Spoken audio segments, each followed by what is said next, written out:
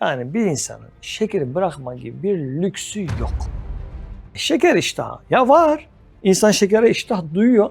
Doğru yanıt. Doğru cevabı bulmaya çalışmalısınız. İlk 24 saatte kan şekeriniz doğal olarak yeni başka alternatiflere doğru gitmeye başlar. Ama ağzınız aseton kokacaktır. Bunu kabulleneceksinizdir. Teriniz aseton kokacaktır. Bunu da kabulleneceksinizdir. Yani bu da aslında eşler arasında çok da istenmeyen bir şeydir. Onu da altını çizeyim. Çünkü ten uyumsuzluğu dediğimiz bir tabloya doğru götürebilir.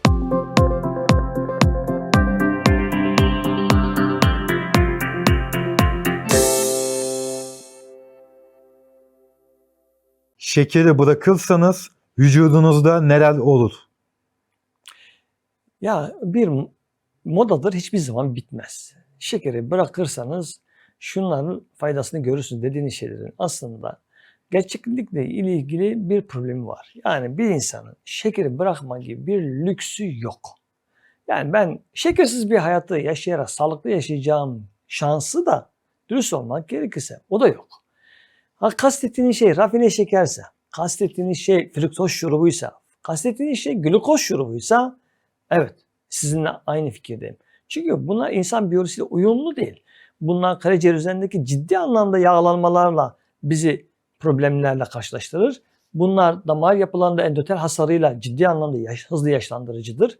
Glikasyon reaksiyonlarına sebebiyet vererek bizim yaşlanmamızın sebepleridir. Ancak söz konusu olan yani o küp şekerlerden, toz şekerlerden, işte reçeli şekersiz yapma çabalarından, işte hoşafı şekersiz yapalım demekten, bunlarla ilgili dediğiniz zaman durun derim. İnsanın şekere olan iştahını önemseyin. İnsan biyolojisi hiçbir zaman bir duyguyu lüzumsuz ve gereksiz yere ortaya koymaz.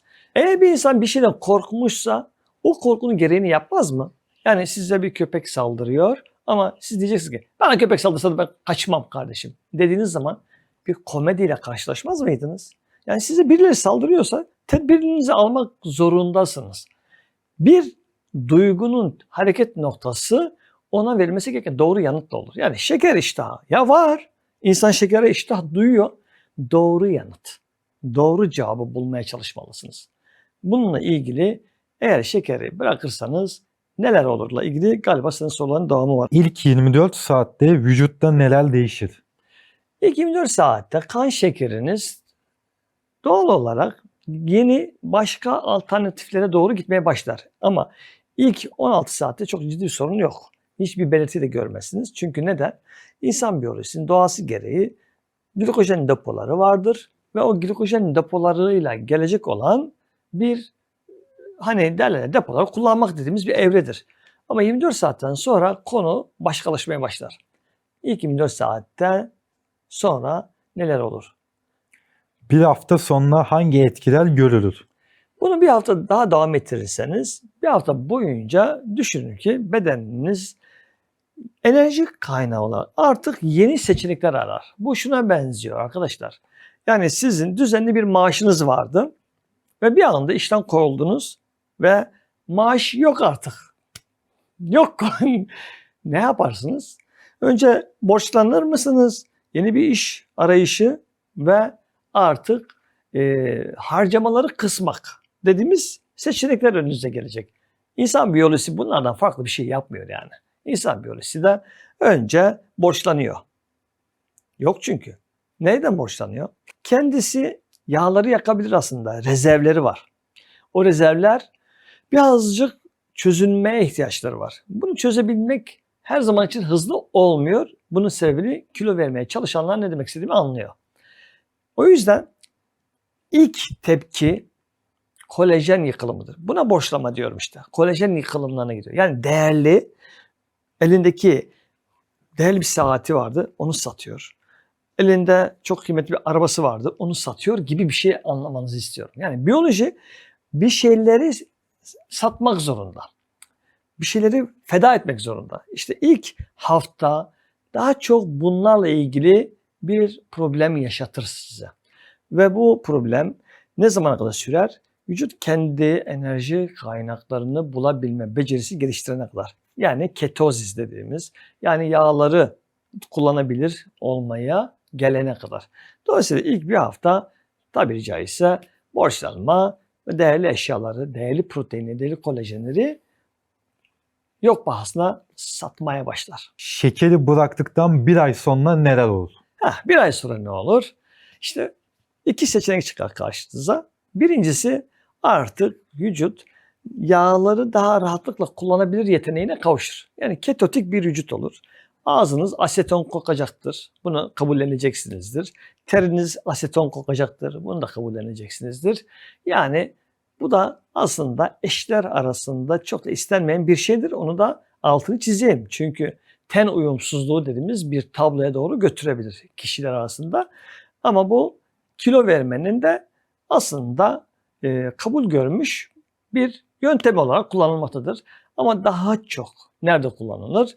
Nörolojik hastalıkların tedavi süreçlerinde ketozis iyi bir tedavi yöntemi olarak kabul edilir. Özellikle birçok otoimmün ve nörolojik hastalıklarda bu yöntem hakikaten faydalıdır. Bunun içinde otizm de var, bunun içinde Alzheimer da var, bunun içinde birçok aslında otoimmün hastalıklar da var. Dolayısıyla bu evrede yaşayacaklarınız sizin için bir yağ rezervlerini kullanma ayı. Ancak benim buralarda yapılan hatalardan biraz bahsetmem gerekiyor. Vücut ketozise girebilir. Ama ketozizin oluşturduğu asidik yükün tahribatına karşı, atık yönetimi diyorum buna ya, o atıklara karşı bedenin yapması gereken çok önemli bir tedbir var. O tedbirin adı antioksidan kapasiteni artırmak zorunluluğu. Biz bunu anlamakta zorlanırsınız, zorlanmazsınız bilmiyorum ama ben bunu defalarca söylüyorum. Vücut atık yüklerin yaptığı tahribatlarla yaşlanıyorsa, ki bu hiçbir zaman inkar edilemeyecek gerçek bir bilgidir. İnsan biyolojisinin en temel yaşlanma haritası buradan çıkıyor ortaya. Dolayısıyla benim de burada ketozis diyorum, bakın. Yakıcı bir atıktan bahsediyorum. Bir asidik atıktan, keto asitlerden bahsediyorum. Buna karşı güçlü tedbirler almalısınız. Bunlardan bir tanesi antioksidan kapasitenizi artırabilirsiniz. İşte üzümün kabuğu ve çekirdeği, bahsettiğim resetin gibi, veyahut da yüksek alkali iyonize su gibi, veyahut da goji beri gibi, veyahut da çok kıymetli, çok değerli antioksidan kapasitesi yüksek sirkeler gibi, bunları hayatınızda daha fazla bulundurursanız göreceğiniz hasar, göreceğiniz yanlış bahsettiğim problemler, özellikle ter kokusundaki o ten uyumsuzluğuna girecek probleme de nispeten bir çözüm olur.